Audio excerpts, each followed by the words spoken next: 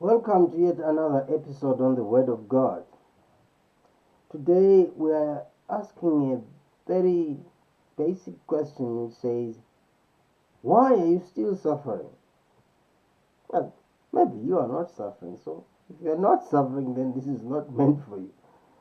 But if you are experiencing some hardships in one area of your life or in another, then it might just be a good reason for you to stick around with us and hear what we've got to say. I'm going to read Hebrews chapter 4, a very enlightening part of this Bible here. Verse 1 says, "Let us therefore fear, lest a promise being left us of entering into his rest, any of you should seem to come short of it. For unto us was the gospel preached as well as unto them, but the word preached did not profit them, not being mixed with faith in them that heard it. But for us which have believed, do enter into rest, as he said, as I have sown in my wrath, if they shall enter into my rest, although the works were finished from the foundations of the world." He says, "For he spoke in a certain place of the seventh day on this wise, and God did rest on the seventh day from all his works." Now, he says here there has been a promise sent of God, made by God, that we should enter his rest. What is rest? Rest is a state of relaxation. It is a state whereby you are not under pressure to do anything. You are not pressured by circumstances of life.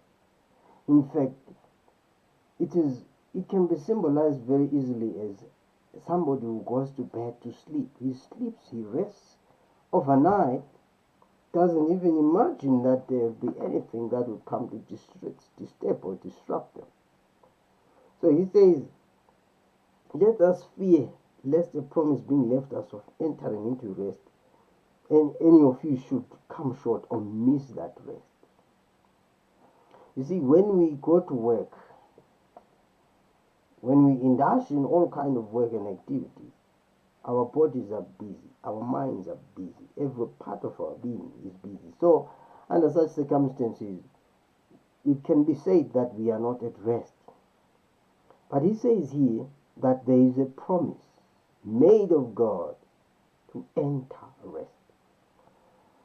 Does it imply that people will live through life without working? If God promised the rest, does it mean every day of their lives they won't have to work? What will they eat? In other words, is it possible for one to rest and still work? In this particular case, rest doesn't mean inactivity of the body. It doesn't mean that the body is inactive, or rather inactive, let me say. It is not a state of idleness in terms of physical activity, but it is the comfort that we get in knowing that all the things that could cause us trouble have been taken care of by God. Knowing fully well that whatever things threaten our survival and our safety, God has already taken care of. He says here, a promise has been made that we should enter that rest. A promise has been made of God that we should enjoy the comfort of the rest. And then he goes on to say, "For unto us was the gospel preached as well as unto them." This gospel is preached to everybody. Some people receive the message, they're excited, they run with the message. It benefits them, it profits them. But there are others who, when they hear the message, he says it does not benefit them because they do not mix it with faith. For unto us was the gospel preached as well as unto them. But the word preached did not profit them, not being mixed with faith in them that heard it. You see, people sit in church on a service day and they hear the gospel, they hear the message coming from the pulpit, different presenters saying the word of God in different ways and different formats. Sisters and brothers singing, ministering in song. That word comes to people, but not everybody catches that word. It says, unto us was the word preached as well as unto them, but that word which was preached did not profit them.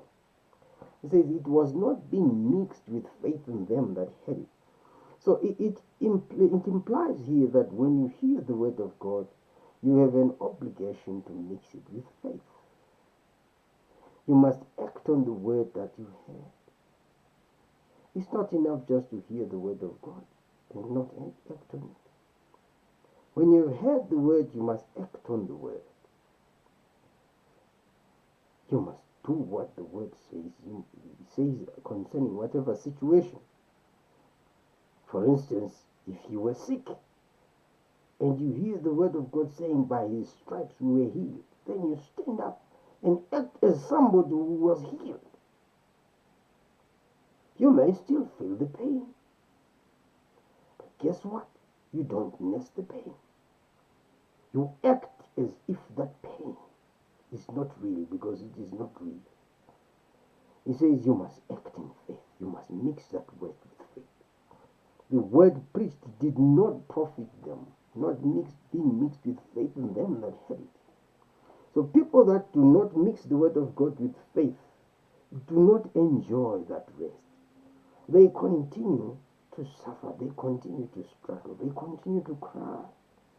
They continue to, walk around as orphans. They believe that the world is upside down.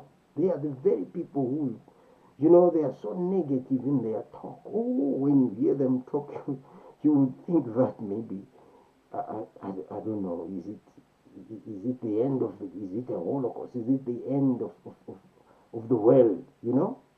There are people who always talk gloom and doom. They don't seem to see any beauty, any glamour, any glory in this life. But he says you must mix the word with faith. For unto us was the gospel preached. It is preached to everybody. Unto us and unto them. But the word preached did not profit them. It doesn't profit anybody and everybody. So hearing the same word doesn't mean you will have the same outcomes and the same results. Some people hear the word and guess what happens? Having heard the word, they still continue in their gloom. They still continue in their fear. They still continue to be dominated by frustration, by anxiety. They think the world is upside down. Such people have not entered the rest that God has already set aside for those that believe him. Those that believe in him. He says, in this world you shall have tribulation, but be of good cheer, for I have overcome the world. Christ came as a high priest of good things to come. He shed his blood for our sake. He carried his blood into the presence of God as tokens of his victory. So we must take a rest in the victories of Jesus Christ. For surely he has borne our griefs and he has carried our sorrows. Yet we did esteem him stricken, smitten of God and afflicted. For he was wounded out of our transgressions and bruised for our iniquities. And the chastisement that brought us peace was upon Jesus Christ. That's what the scriptures teach us. So for that reason, we take a rest, believing that whatever challenges we are going through now, God has already taken care of our situations and our challenges. Yes. It says, for we which have believed do enter the rest. So those that have believed in God have entered the rest. What does it mean to say they have entered the rest? Does it mean they no longer do physical or manual work? No, far from that. It simply means they have the comfort of knowing that God has taken care of things that concern them. When they go to bed, they sleep like babies. Even when there's a storm outside, they just sleep like babies, knowing that 1,000 shall fall at their hand and 10,000 at their right hand, but it shall not come near them, because they trust in the Lord. He says, for we which have believed do enter rest, as he said, I have sworn in my wrath, if they shall enter into my rest. He says, although the works were finished from the foundations of the world, whatever you require, whatever you need, God has already produced and provided it for you. Before the world began, you need to enter it by faith. You need to believe. You just start by believing that which you've always craved and desired, God has already made available for you and for your sake. He says these works were finished before the foundations of the world. So there's absolutely nothing that you need to do today, because he has already done it. The works were finished before the foundations of the world. That's what he says. He says, for he spoke in a certain place of the seventh day in this wise, and God did rest the seventh day from all his works. Isn't it interesting that in Genesis chapter 1, the issue of Sabbath, the issue of rest, is revealed. It says God worked, and then on the seventh day, he rested. That rest was symbolism. It was symbolic of the rest that that the new creation would encounter, that the new creation would enjoy. Because you see, after God had worked, he went on to rest, to indicate that we don't have to work hard, we don't have to labor, we don't have to strive, because he has already given us the seed in our lives with which to grow the fruit that we require.